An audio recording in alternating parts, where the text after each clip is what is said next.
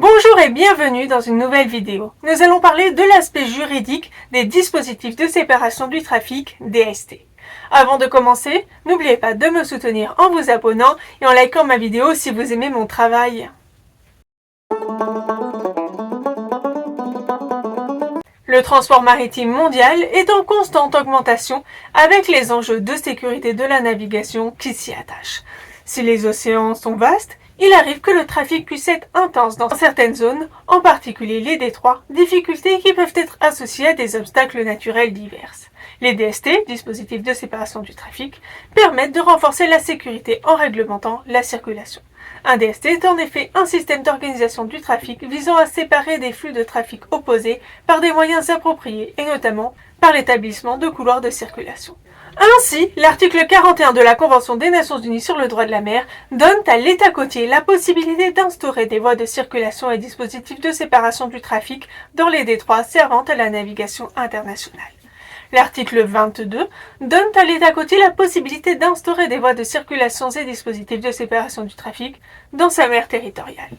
Ces deux articles précisent que les voies de circulation et les dispositifs de séparation du trafic doivent être conformes à la réglementation internationale généralement acceptée et tenir compte des recommandations de l'organisation internationale compétente, c'est-à-dire l'OMI, l'Organisation maritime internationale, de tous les chenaux utilisés habituellement pour la navigation maritime internationale, des caractéristiques particulières de certains navires et chenaux et de la densité du trafic. Par ailleurs, les États riverains de détroit soumettent leurs propositions pour adoption à l'organisation internationale compétente. Cette organisation ne peut adopter que les voies de circulation et les dispositifs de séparation du trafic dont il a pu être convenu avec les États riverains. Ceux-ci peuvent alors les désigner, les prescrire ou les remplacer. Il faut aussi noter que si le DST envisagé intéresse les eaux de plusieurs États riverains, il est prévu un devoir de coopération entre les États concernés en consultation avec l'organisation internationale compétente, par exemple pour le DST du Pas-de-Calais. Enfin, les navires sont naturellement tenus de se conformer à la réglementation du DST.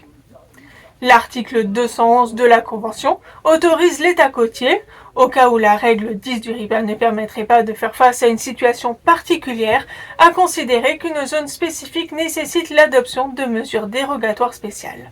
Cela peut être un DST. Une fois le DST accepté internationalement dans le cadre de l'OMI, les cartes de navigation et les instructions nautiques sont mises à jour, publiées et une date et une heure sont fixées pour l'entrée en vigueur de la nouvelle réglementation du trafic.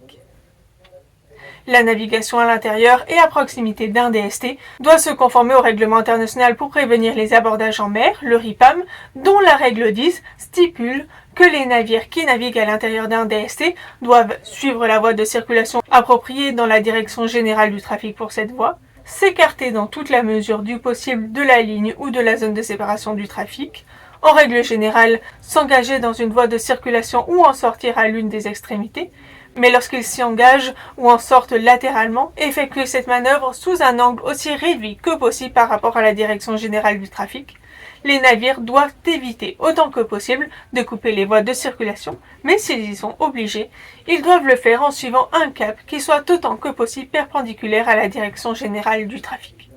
Concernant les navires de pêche, dont l'activité doit être compatible avec le trafic des navires essentiellement de commerce qui transitent par un DST, il ne leur est pas interdit de pêcher, mais conformément à la règle 9 du RIPAM, les navires en train de pêcher ne doivent pas gêner le passage des autres navires naviguant à l'intérieur d'un chenal étroit ou d'une voie d'accès.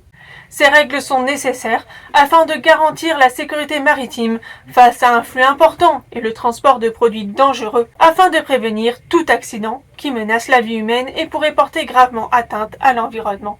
On se souviendra de la marée noire de l'Amoco Cadiz en 1978 au large de la Bretagne. Ainsi, c'est l'armateur qui est responsable de son navire et chargé de prendre les mesures qu'il juge nécessaires, comme de faire appel à un remorqueur dans le cas où le navire n'est plus maître de sa manœuvre. Le préfet maritime, ou le délégué du gouvernement pour l'action de l'État en mer hors métropole, peut prendre la décision, conformément au décret numéro 2012-166 du 2 février 2012, de mettre en demeure l'armateur dans le cadre de ses attributions de police administrative générale. Il est ainsi compétent en droit français pour décider si un navire ayant besoin d'assistance doit être maintenu en mer ou s'il doit être mis à l'abri, ainsi que pour déterminer le lieu d'accueil du navire. Par ailleurs, il peut, si nécessaire, enjoindre à l'autorité portuaire d'accueillir ce navire. Ce cas de figure se rencontre occasionnellement, comme cela s'est produit fin avril 2025 dans le DST du canal de Corse. Le préfet de la Méditerranée a mis en demeure, par un arrêté de cessation du danger, l'armateur d'un navire non maître de sa manœuvre de prendre toutes les mesures nécessaires pour faire cesser le danger constitué par son navire et a engagé des moyens de remorquage. La politique de la France est ainsi interventionniste, à l'inverse d'autres pays comme le Royaume-Uni par exemple. Dans le DST de la Manche, comme la circulation se fait à droite, le trafic montant se fait côté français et descendant côté britannique, où ils peuvent revenir chargés de gaz ou de pétrole des pays producteurs situés au nord de l'Europe, ce qui induit un risque de sécurité maritime. Cependant, en cas de perte de manœuvre, le Royaume-Uni ne va pas intervenir et laisse l'armateur, qui ne va agir qu'au moment où il n'a plus le choix que d'appeler un remorqueur à forte proximité d'un obstacle, comme la côte, puisque le remorquage coûtera toujours moins cher que la réparation du préjudice causé en cas d'accident. Ce non-interventionnisme n'a jusque-là pas mené à de catastrophes. Ainsi, l'instauration d'un DST est une mesure qui certes contraint la navigation, mais non pas pour l'entraver, mais au contraire pour garantir la liberté de la navigation en toute sécurité. J'espère que cette vidéo vous aura été instructive et que vous apprécierez également les prochains épisodes. À bientôt dans une nouvelle vidéo.